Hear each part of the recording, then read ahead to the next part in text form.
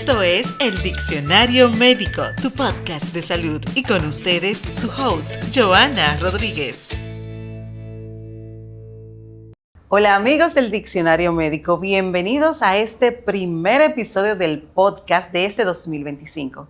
Y en el día de hoy vamos a conversar de una de esas áreas, no tanto de la salud, sino del bienestar, que muchas personas desconocen su existencia, pero son áreas que ya existen desde hace mucho, siglo XIX, siglo XX, y otra que combinada con ella, como es el caso de la psicología, que después del COVID la gente le ha podido entender un poquito más, conocer la importancia, disminuir el miedo a ir a una evaluación, y ellas dos juntas, como es el trabajo social y la psicología, forman lo que es el equipo psicosocial. Y para eso tenemos dos invitadas, compañeras de trabajo, que juntas hacen un equipo fenomenal. Estamos hablando y le vamos a dar la bienvenida a la licenciada Yohaida Soto, trabajadora social. ¿Cómo estás, Soto? Un placer, gracias por la invitación. Encantada de tenerte aquí. Y para completar esta dupla, tenemos a la psicóloga con especialidad en psico-oncología y cuidados paliativos, la licenciada Yulisa Disla. ¿Cómo está?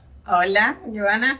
Un placer poder dirigirnos a tu público del Diccionario Médico y muchas gracias por la invitación. Yo estoy agradecida de que ustedes estén aquí porque así podemos aportar. O sea, el objetivo de este podcast es llevar información y conocimiento y que la gente entienda un poquito más de las cosas. Por eso me parece interesante el trabajo que ustedes hacen, porque muchas personas desconocen. Ya con el COVID, con la pandemia, la gente ya se ha familiarizado un poquito más con el psicólogo, porque anteriormente estaba el tabú. Tenemos un episodio que habla de la psicología, mitos y realidades, que quizás no vamos a abordar tanto la parte de psicología en general, pero sí vamos a introducir el tema de qué hace el psico-oncólogo en tu caso, y del trabajador social también, y lo que es el equipo psicosocial. Y para iniciar con este episodio, yo quiero que la licenciada Soto, cariñosamente Soto, vamos a decir ya desde ahora, nos comente qué es el trabajo social. Bueno, el trabajo social es una carrera basada en la práctica y una disciplina que se compromete al desarrollo y al bienestar social. Mira, a mí me parece interesante lo que has dicho, sobre todo que es una carrera. Soto tuvo que estudiar en la universidad para dedicarse al desarrollo. Cuando hablamos de carrera de servicio, mucha gente solamente piensa en enfermería y medicina, pero la mayoría de las carreras son de servicio. ¿Cuáles cosas tú crees, Soto, que debe tener una persona? Ya mencionaste que es una carrera, pero a nivel también como de emocional, de persona, de carácter, de conducta, para poder ser trabajador social. Bueno, la característica del trabajador social, un trabajador social tiene que ser empático, amigable, afable, tener empoderamiento y sobre todo tener ese profesionalismo. Eso es una parte clave, como lo que es la empatía y el profesionalismo. Mucha gente confunde el tú colaborar con ellos, pero tienes que mantener lo que es tu postura. Y a la hora de hablar de psicología, ¿qué tú nos puedes decir, Disla, qué es la psicología y qué diferencia tiene en el abordaje de lo que es el trabajador social o el trabajo social? Porque mucha gente también confunde las cosas una con otra. Suele algunas veces, ¿verdad?, confundirse la psicología y el trabajador social. En el caso de la psicología, en general, es la ciencia que estudia la conducta, que estudia la mente del ser humano en su ambiente, en su entorno social. En el caso de la psicología clínica, nos basaremos en la parte del diagnóstico, de la evaluación y el trato de las psicopatologías. En el caso del trabajo social, este se basa más en abordar lo que es la necesidad a nivel integral de lo que el ser humano necesita en su entorno social. También la parte médica, también trabaja el trabajador social. Pero la psicología y el trabajo social tienen algo similar, y es que trabajamos en un campo igual. También nuestro objetivo principal será el servicio, el ayudar que el ser humano se desarrolle de una manera integral, que se supere también. Y así sucesivamente. Tenemos similitudes, pero cada uno con un perfil diferente Distinto. y específico. O sea, que se complementan una con otra. Así es. También, yo pensando en lo que dice, nosotros, por ejemplo, yo como médico también tengo que hacer algunas técnicas de trabajador social que, por ejemplo, como tenemos ya a Soto en el equipo donde laboramos, en el Robert Rick Cabral, ahí nos facilita un poquito más el trabajo, pero hay entornos laborales donde no existe el trabajador social o está tan ocupado que no da abasto y uno tiene también que usar algunas estrategias. Y ya mencionaste de la psicología clínica, que sabemos que la psicología es un amplio campo, pero tú tienes una especialidad en psico-oncología y cuidados paliativos. ¿Y a qué se dedica el psico-oncólogo y ya la parte de cuidados paliativos, si nos puede abordar en esa parte? Bueno, la psico-oncología es una subespecialidad de la psicología clínica. Se remonta desde los años 70, eso quiere decir que no tiene tanto tiempo, es una especialidad nueva que aún está en pañales, no es muy común, aún somos pocos los psicooncólogos, pero tenemos un rol muy importante en lo que es el tratamiento del cáncer, tanto en el área pediátrica como también en el área de adultos. Al psicooncólogo, en algunos países se le conoce como el oncólogo psicosocial. Ah, ok. Sí, ese es el término que se utiliza. ¿Por qué? Porque el psicólogo tiene que también saber de oncología para saber en qué momento va a abordar al paciente, qué tiene que suceder en X etapa del tratamiento para nosotros poder cumplir el abordaje de manera correcta. Y saber cómo actuar en cada momento. Exactamente.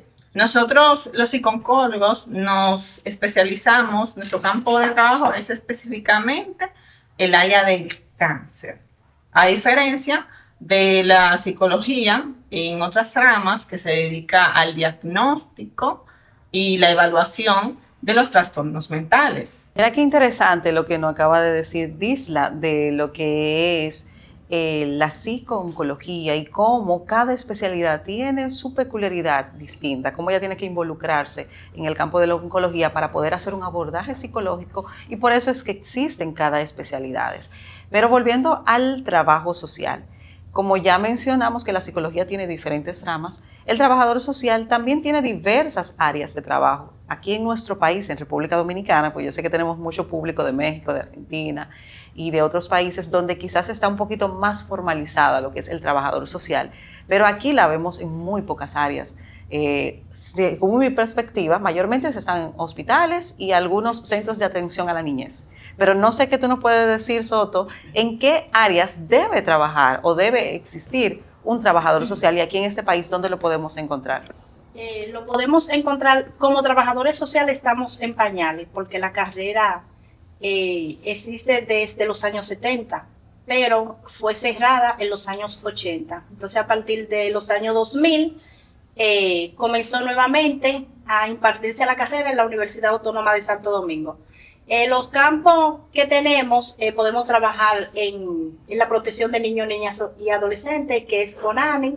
Tenemos campo en el Ministerio de la Mujer, en el sector salud, en la penitenciaría, que es donde están los privados de libertad. Tenemos diferentes campos, pero ¿qué pasa con el trabajo social? Que en República Dominicana, a nosotros estar en pañales, no nos dan la importancia que tiene un trabajador social. Y uno de los lugares que debe primordialmente tener un trabajador social es en el área de educación. Ay, sí. El área de educación, eso es una emergencia que debe de haber trabajadores sociales. Y tenemos también en el sector salud, estamos en el sector salud como trabajadores sociales, pero hay muchos campos. Tenemos muchos profesionales, pero tenemos pocos campos porque el país está en pañales de darle la importancia y de darnos el puesto que merecemos y el lugar en República Dominicana. Me encanta que hayas hecho ese llamado de atención y que haya puesto esa necesidad, porque muchas de las cosas que nosotros desconocemos que existen o la tenemos como que limitada, son necesarias. Y una cosa que yo veo como simple espectador también es que a nivel de las escuelas, quien hace el papel, la media de trabajador social, quizás es un psicólogo. Es un psicólogo, ciertamente. Y no es que no tenga la capacidad, porque puede ser, pero la necesidad lo ha llevado a cubrir esa área y debe apoyarse, como ustedes trabajan en equipo, apoyarse, que esta sería la próxima pregunta que te voy a hacer. Ya que conocemos cuáles son los campos, cuáles son las necesidades, cómo trabaja el psicólogo y el trabajador social, en el caso de tú ejercer ya en tu área de labor, ¿qué tan importante es tener el apoyo de un psicólogo a tu lado? Es importante porque como estamos en el área de salud y estamos en el área de oncología, la importancia de un psicólogo es primordial porque yo trabajo más la parte de educación y de orientación a los familiares de los pacientes. Pero cuando ya yo veo que algo se me escapa de las manos, que yo sé que no puedo manejar, entonces yo lo refiero al psicólogo. Pero cuando se va a hacer una intervención con los familiares o un padre, siempre estamos las dos juntas en la intervención en psicología y trabajo social. Cuando le damos el seguimiento, que ya yo estoy trabajando lo que son las orientaciones y yo veo una dificultad, entonces yo lo refiero a psicología. El departamento psicosocial no puede estar solamente trabajo social sin psicología, tienen que estar a la par. No, y que tú eres la responsable de captar todas las situaciones. Entonces, muchas situaciones que tienen que ver con las necesidades sociales, que tenemos muchas en nuestros países, en los hospitales donde laboramos, también son las que detonan lo que son alteraciones que tienen que ver con la conducta, con el estado de ánimo, y ahí viene psicología a fortalecer. Pero también en el ámbito de psicología, tener un abordaje de trabajador social, ¿cómo te apoya, cómo te ayuda a tú ejercer esa parte del psicólogo, teniendo la ayuda de un trabajador social? En la parte de psiconcología, el trabajo social es inigualable, porque si nos basamos a nivel científico en la teoría de la pirámide de Maslow, el cual habló sobre las necesidades del ser humano, la agrupó fisiológicas, de amor, de protección. En la parte del cáncer, todos sabemos que es una enfermedad cara. Catastrófica. Sí. Sí, son muchos los recursos que se van a necesitar durante la etapa del tratamiento. Entonces, en la parte psicológica, si un ser humano, nuestro paciente, no tiene cubierta la parte de alimentación, necesita una buena alimentación lo más saludable posible, de protección de techo, de adquirir ese tratamiento que necesita, entre otros recursos que tienen que ver con la parte monetaria, lamentablemente el paciente no va a estar bien, va a tener mucha preocupación y esa preocupación va a detonar en ansiedad, va a detonar en estrés, va a detonar en tristeza. Entonces yo entiendo que la parte social es súper importante. No, y tú hablas de lo menos catastrófico, pero a veces pueden detonar en abandono el tratamiento. Así es. Que perder una oportunidad de un tratamiento por una situación social que se pudo haber detectado es primordial. Y yo sigo también resaltando esa labor que ustedes hacen.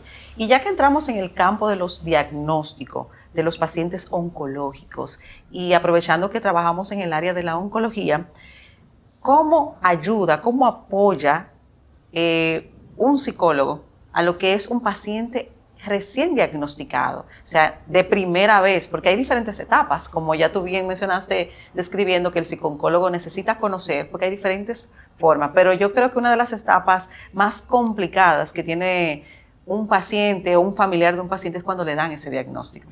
Entonces, ¿cómo apoya el psicólogo, el psicooncólogo en sí, en el diagnóstico de primera vez de un paciente oncológico? Nosotros los psicooncólogos tenemos un área muy ecléctica en el tema del cáncer. Nosotros estamos desde el diagnóstico, la comunicación, el diagnóstico cuando es el oncólogo que se refiere a la enfermedad, y tanto los familiares como el mismo paciente puede recibir la información. Entonces, el psicooncólogo tiene un rol muy importante. Va a ayudar en la parte de la adherencia, como usted mencionó anteriormente, la adherencia al tratamiento, que haya una buena adaptación, que también este paciente pueda tener un buen afrontamiento a la enfermedad. También ayudamos en la parte de la orientación, de la educación de la enfermedad, del cáncer. También damos herramientas para poder tener un buen afrontamiento, al igual que también utilizamos técnicas de contención emocional que van a ayudar que ese familiar o ese paciente, cuando recibe esa información, sea libre de poder externalizar sus emociones, de poder desahogarse. Y creo que eso es una parte fundamental en lo que es el diagnóstico y la comunicación. Sí, yo creo también, y he vivido que sí, cuando se hacen esas estrategias, esa técnica, la aceptación es un poquito más favorable. Y también a la hora del trabajador social recibir ese paciente de primera vez, ¿qué intervenciones debe hacer un trabajador social en ese paciente que está recién diagnosticado? Como dice mi compañera, nosotros estamos desde el principio que le van a dar la noticia o la sospecha a los familiares. Los familiares lo primero que piensan es en recursos o en la situación, la angustia, que tengo de más niños, quién me lo va a cuidar, que el trabajo, tengo que pedir permiso. Son muchas emociones encontradas. Entonces, tanto psicología como trabajo social, hacemos un aborde, lo abordamos. Después que los médicos, los oncólogos, hablan con los padres, o los familiares o los tutores. Entonces ahí le damos técnica, le damos orientaciones, comenzamos a trabajar la psicoeducación porque ya es algo nuevo para ellos. Entonces ellos tienen que adaptarse a un modo de vida diferente. Es un 100% que la vida le cambia. Entonces le damos algunas orientaciones, no todo, porque en ese momento los padres de un paciente no captan todo lo que tú le vas a decir. Entonces le vamos dando algunas orientaciones y como estamos diario en el hospital, cada día abordamos ese paciente en la ronda médica, o los médicos nos lo refieren, o yo se lo refiero a psicología. Siempre estamos dando seguimiento a esos pacientes, seguimiento, cualquier cosa, seguimiento. Sí, también la técnica, los asesoramos, le damos la oportunidad que ellos se sientan apoyados por el equipo psicosocial. Entonces ellos cualquier pregunta, por lo menos yo en mi caso de trabajadora social, le hago la sugerencia, cualquier pregunta que usted tenga me la puede hacer a mí o se la puede hacer al equipo técnico. Le doy técnica y herramientas de que tengan una agenda o una mascota para que anoten todas sus preguntas y todas sus inquietudes. Sí, realmente debe ser un paso a la vez porque es muy abrumador todo lo que, la descarga de información, la descarga de emociones, entonces es algo un poquito complejo lo que deben estar viviendo en ese momento y sentir esa mano amiga, ese apoyo ahí directamente debe ser importante. Y como mencionamos que hay diferentes momentos de abordaje, ya hablamos de cómo se aborda el diagnóstico reciente, pero en el transcurso de los tratamientos que varían con cada entidad. Hay enfermedades que tienen tratamientos largos, como la leucemia, que duran 2 años y medio con diferentes sube y baja, diferentes etapas. Y hay enfermedades que quizás son un poquito más cortas, pero más intensas, o que llevan otros tipos de intervenciones, que si cirugía, que si radioterapia, o a veces, después que la enfermedad está controlada, la enfermedad vuelve y regresa, y eso se llama recaída. En todo este transcurso de este carrusel de pasos y de etapas de la vida de un paciente oncológico, también está el proceso cuando el paciente termina lo que es el tratamiento y ya está declarado libre de enfermedad. También hay otra etapa de seguimiento. En todo este proceso de este carrusel, ¿en cuáles momentos debe intervenir el psicólogo? En todas las antes mencionadas, desde la comunicación del diagnóstico, nosotros estamos ahí. Estamos en la inducción del tratamiento, en las otras fases como la consolidación, mantenimiento, seguimiento, desde la supervivencia también, cuando ya la enfermedad está controlada y ese ser humano o ese niño, en el caso de nosotras, que trabajamos en el área oncológica pediátrica, ese niño cuando termina su tratamiento, el integrarse a la parte de la escuela, al ambiente del juego infantil, en todas esas etapas el psicooncólogo debe estar dando seguimiento, abordando, acompañando, sobre todo. El trabajo del psicooncólogo en general es muy variado. A nosotros nos cuesta como médico también encaminar a esos pacientes, que saber que tienen que ir de la mano con ustedes. Yo tuve una experiencia con una amiga, ella no vive aquí, vive fuera del país, tuvo un linfoma de adulto, terminó el linfoma y una de las cosas que ella expresaba es que después que ella terminó se sentía que la habían abandonado. Y se sentía que la habían abandonado en el sentido de que ya no sentía el mismo apoyo en el momento del inicio, pero también eso es parte del proceso. O sea, a la hora de tú ser diagnosticado, no necesita el mismo espacio de tiempo que cuando no estás con el tratamiento. O sea, al principio se necesita más. Así es. Ya al final te van dando más espacio, pero a veces lo ven como un abandono. ¿Cómo se maneja esa parte de que ellos no se sientan abandonados y que crean independencia? Porque también me cuesta, a algunos padres, en el caso de los padres, les cuesta integrar a los niños a su vida normal. Cuando uno le dice, debe volver a la escuela, le da miedo. Ese miedo y esa sensación, ¿la has sentido mucho en el proceso de estos pacientes? Claro que sí. Sabe que el ser superviviente de cáncer, en el caso de los niños, es difícil, porque desde el momento del diagnóstico ellos son sacados de su normalidad, de su rutina diaria, para integrarse a una nueva realidad de tratamientos que son intensos, que hay más consultas médicas, que a cada momento son más expuestos a lo que son los procedimientos, los pinchazos, que si en el proceso del tratamiento pudieran desarrollar algunas situaciones que se ve impactado la parte física con la alopecia que puede producir el tratamiento. Estética, sí. Exacto, especialmente en el caso de las niñas, más cuando son adolescentes, Sí. afecta mucho. Entonces, en el momento en el que el paciente ya termina su tratamiento, la pregunta es, ¿y ahora ¿Y ahora qué? ¿Y ahora qué? ¿Qué es lo que tengo que hacer? A los padres les preocupa mucho eso. Además de también es bueno destacar que algunas veces quedan lo que son las secuelas neurocognitivas, porque ese niño fue sacado de la escuela en el momento en el que tenía que estar en un proceso de desarrollo y aprendizaje continuo. Entonces hay muchos pacientes que se atrasan. Sucede que también con esto del COVID-19, eso trajo también una parte positiva también en este tema oncológico. Sí. Y es que ahora se ha adoptado la virtualidad. Antes los pacientes no podían tomar clases virtuales porque eso no se usaba. Aquí, por lo menos en este país, no era común. Sin embargo, después del COVID se ha utilizado este recurso que ha sido muy innovador, que ha sido de mucha ayuda para estos pacientes que están ingresados, que tienen ingresos muy largos y que dependen de ese tratamiento para estar bien, pero que han dejado la escuela a un lado. Y en el caso de los adolescentes les preocupa mucho.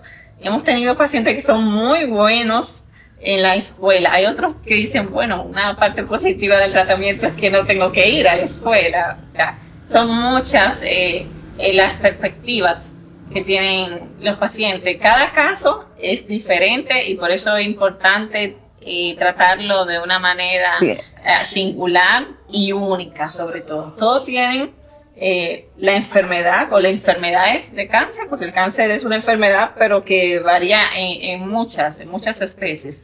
Entonces, es muy importante el acompañamiento del psicooncólogo. Nosotros, en todas estas áreas ya mencionado, nosotros referimos también.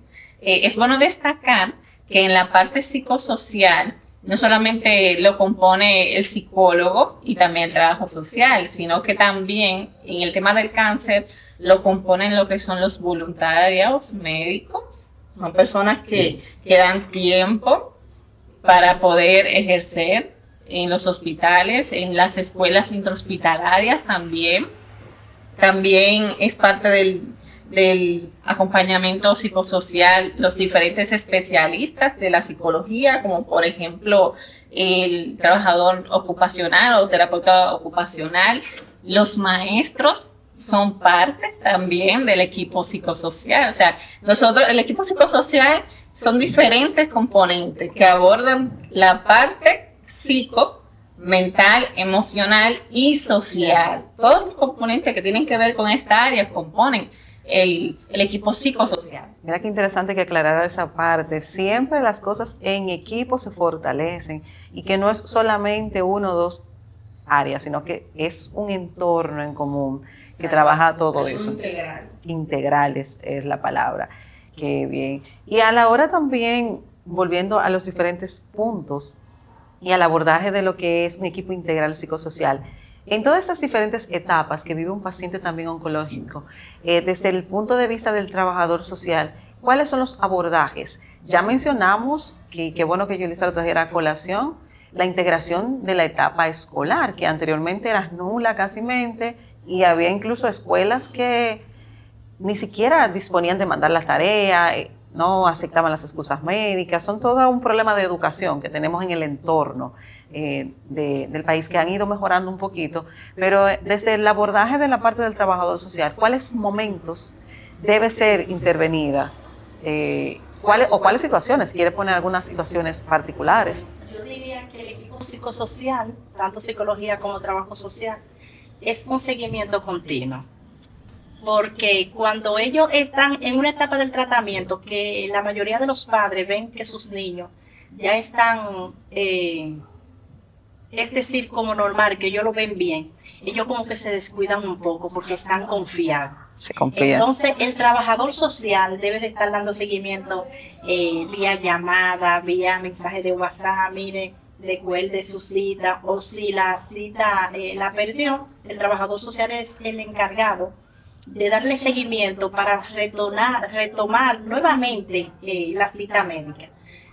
Los padres también le hacen la observación al trabajador social para que le pregunten a sus médicos en qué tiempo el niño puede volver a la escuela. Entonces yo le hago las recomendaciones que cuando vuelvan a su próxima cita, que hablen con su médico de cabecera para que ellos le den las pautas de cuándo el niño debe entrar a la escuela. El trabajador social orienta a los padres sobre la alimentación que tienen que abordar a sus médicos, sobre el seguimiento de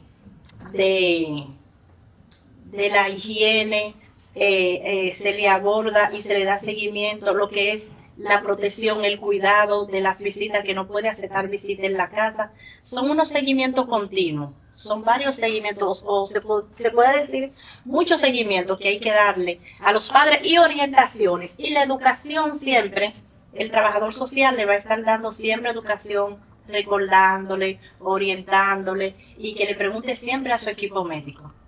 Interesante, muy buen abordaje y trabajo que fortalece lo que es la evolución de esos pacientes, que nuestro objetivo primordial es lograr mayores tasas de sobrevida, pero tiene que ser integral, como ya mencionaba Disla. Y ya hemos visto cuáles son las cosas que se deberían hacer, las cosas que se hacen, cómo debe integrarse, cuáles son los abordajes, pero dentro de todas las áreas hay grandes retos, y más en países como el nuestro, aquí en República Dominicana, sobre todo, que tiene peculiaridades específicas, tanto en educación, en recursos, en todos esos abordajes. Yo quisiera que Soto me pueda expresar cuáles son los grandes retos que ella ha visto que tienen que verse expuesta para poder hacer su labor social. ¿Cuáles dificultades? Son muchas dificultades, porque a un padre darle un diagnóstico, como te mencionaba, le cambia la vida. Ya el padre tiene que durar cierto tiempo cuando comience el tratamiento. Al tener su trabajo, a tener demás niños, a tener una vida cotidiana, ¿qué le cambia? Ya eso es un reto para el trabajo social y psicosocial, tanto psicología como trabajo social. porque ya el padre o la madre o el tutor debe de dejar de ir a su trabajo, pedir licencia médica. Si tiene demás niños, tiene que repartirlo entre familiares. Si esos niños están en la escuela, ya su entorno cambia. Entonces, la angustia de los padres, de las madres que están en sala, la angustia de los demás niños que dejan a cargo de los familiares, la necesidad económica, porque también cambia. Es un cambio en todo, desde tu seguridad de tus demás niños, la angustia que tú tienes por el diagnóstico de tu niño, la situación de salud. Ya la situación económica cambia porque ¿cómo se dice? Se altera lo que es tu presupuesto. La rutina, sí, por supuesto. Se altera las rutinas, son muchas cosas. Las madres, por lo menos las madres tienen situaciones con su pareja o tienen situaciones con los familiares. Hay familias o madres que no tienen una red de apoyo que le dé apoyo en ese momento. Entonces son muchas cosas que psicosocial, psicología y trabajo social enfrenta diariamente. Y que ahí necesitan la ayuda, como decía Yolisa, de los voluntariados, de las personas que dan apoyo, de las personas que donan, de todo eso. Por eso se integra tan importante este equipo para poder cubrir todas esas demandas, porque de nada hacemos detectando si no podemos abordar o poder ayudar en esa demanda. Y ya hablando en la parte de las intervenciones psicológicas o las psico-oncológicas con estos niños, ¿cómo se mide el éxito de las intervenciones y de las terapias que ustedes pueden hacer en el transcurso de ese tratamiento? ¿Cuáles serían como que las cosas que me dicen los grandes éxitos? Sí, se hizo el trabajo, qué bueno que lo acató. Bien. Nosotros los psico-oncólogos podemos medir el éxito de nuestras intervenciones cuando vemos que el paciente ha tenido cambios significativos, que ha podido tener un buen afrontamiento a la enfermedad, que ha podido superar, a pesar de todos los impedimentos que se pueden presentar durante el proceso del tratamiento y la adaptación también, que tenga un buen afrontamiento, nos dice a nosotros que está teniendo un buen resultado. A la vez también podemos decir que también va a depender de la actitud que presente el paciente, al igual que el cuidador. En el caso de los pacientes pediátricos, es muy importante la actitud que tenga, con qué perspectiva va a la consulta, va a las intervenciones. Es muy importante. No es lo mismo una persona que sigue las recomendaciones del psicólogo, al igual que el que no las realiza. Correcto. O sea, no va a tener los mismos resultados. Entonces también va a depender mucho de esa parte. De la actitud. Y ya para ir cerrando, quiero que cada una me den una recomendación o un mensaje que pueda ser portavoz y de ayuda, tanto como para conocer el área, tanto para integrarse. ¿Qué mensaje final dejamos, empezando por Soto, para cerrar el episodio al público que nos escucha, a los pacientes que nos van a escuchar y a todo, con respecto a su función, al trabajo y a la integración? El mensaje que quieran dar de cierre o de sus experiencias, lo que quieran ya concluir. Uno de los mensajes a los padres, a los familiares, que cuando un niño lo diagnostica, es bueno que los padres reciban un buen apoyo y que las familias se integren y tengan una buena red de apoyo. Eso es primordial y eso es bueno para las madres, que se sientan apoyadas tanto del equipo médico como de la familia.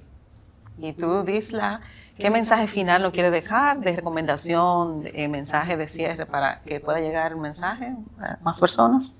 Bueno, hago el llamado a que seamos conscientes de que en el caso de los niños el cáncer oncopediátrico existe. Es un tema que aún muchas personas no conocen y no les llega a la mente que un niño puede tener en una etapa de su vida cáncer pediátrico. Entonces es muy importante que todos a nivel de sociedad, de país, nos integremos a la causa del cáncer, específicamente el cáncer infantil, que es del que menos se habla o que las personas conocen, están concientizados.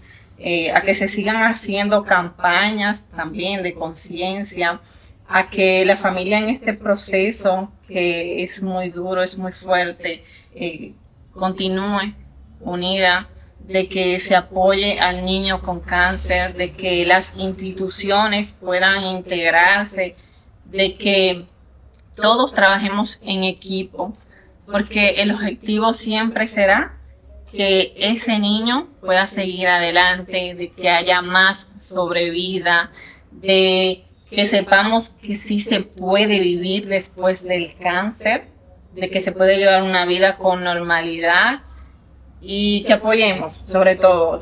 Y si en algún momento tanto paciente, cuidador, como también los trabajadores sanitarios, si en ese proceso de la enfermedad entienden que hay situaciones que les estén afectando y que no pueden controlar, es muy importante que busquemos ayuda. Correcto, yo agradezco su presencia aquí, muy buenas sus intervenciones y este episodio siento que va a ser de mucha ayuda para más personas, tanto para que se puedan integrar, para que puedan apreciar y como bien dice, tenemos que seguir las campañas concientizando y gracias a Dios pensando aquí en lo que estábamos conversando, mira qué bueno que quedó en esta fecha, porque ahí viene el 15 de febrero, que es la fecha donde nosotros conmemoramos la lucha de la concientización contra el cáncer infantil y ya quedarán las semanas previas que va a estar en un muy buen momento para que más personas puedan hacerse eco de esta parte tan importante como es el servicio psicosocial. Y bueno, como les decía, agradecida de que estén aquí. Y este episodio ha llegado a su final.